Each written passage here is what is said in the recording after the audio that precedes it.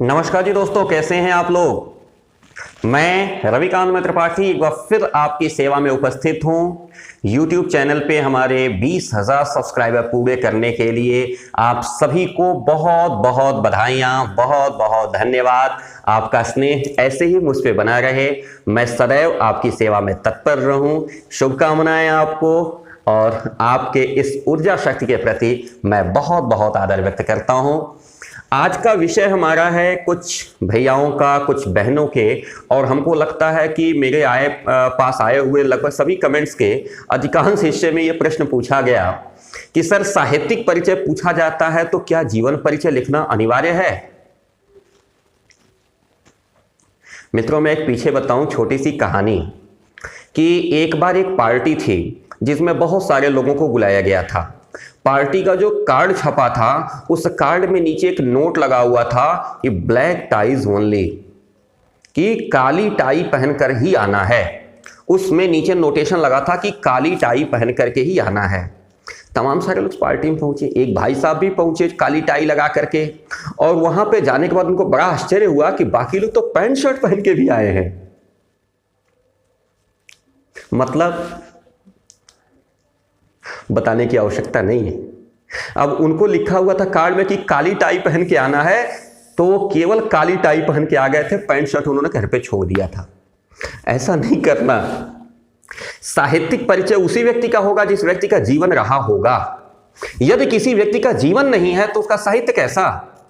इसलिए यदि जीवन परिचय के कहीं प्रसंग पूछे जाते हैं तो उसमें भी साहित्यिक परिचय सम्मिलित होता है, और यदि साहित्यिक परिचय पूछा जाता है तो उसमें जीवन परिचय सम्मिलित होता है। यानी अगर आपने शर्ट पहनी तो पैंट पहनना अनिवार्य है, यदि आपने पैंट पहनी तो शर्ट पहनना अनिवार्य है। दोनों में से किसी एक का अभाव समाज में आपकी बेइज्जती का कारण बन सकता है। इसलिए इस बात का विशेष ध्यान रखेंगे कि यदि किसी भी साहित्यकार का जीवन परिचय पूछता है तो हम जीवन परिचय तो लिखेंगे ही लिखेंगे। अब जीवन परिचय के प्रमुख तत्व क्या क्या होंगे? तो जीवन परिचय का प्रमुख तत्व होता है कि अमुक व्यक्ति का नाम क्या, उसके पिता का नाम क्या, उसका जन्म कहां हुआ, कब हुआ। ध्यान देने वाली बात है, नाम पता चल गया, पिता का नाम, माता का नाम, क्षमा चाहूंगा माता का नाम भी जोड़िए, नाम, पिता का नाम, माता का नाम, तीन चीजें हो गई। जन्म कब हुआ, कहां हुआ, ठीक। इसके बाद प्राथमिक शिक्षा कहां हुई, उच्च शिक्षा कहां हुई, मृत्यु कब हुई, कहां हुई। ये जो प्रसंग है ये जीवन परिचय के प्रमुख अंग हो गए। अब आ जाइए साहित्यिक परिचय क्या होगा।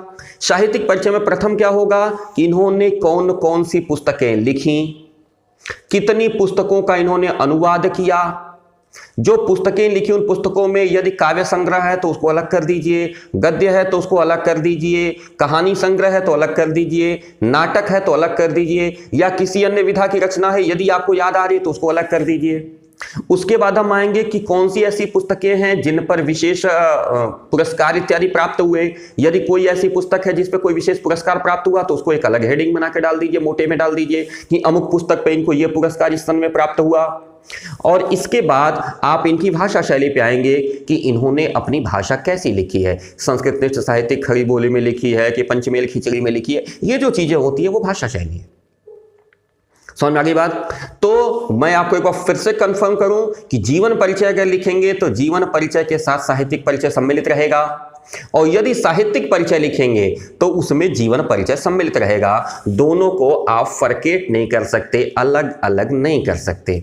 एक बार फिर से मैं समराइज कर दूं कि जीवन परिचय का मतलब होता है कि जन्म कब हुआ, कहां हुआ, नाम क्या था, पिता का नाम क्या था, माता का नाम क्या था, प्राथमिक शिक्षा कहां हुई, उच्च शिक्षा इनकी कहां हुई, और इनकी सेवाएं कहां कहां रही।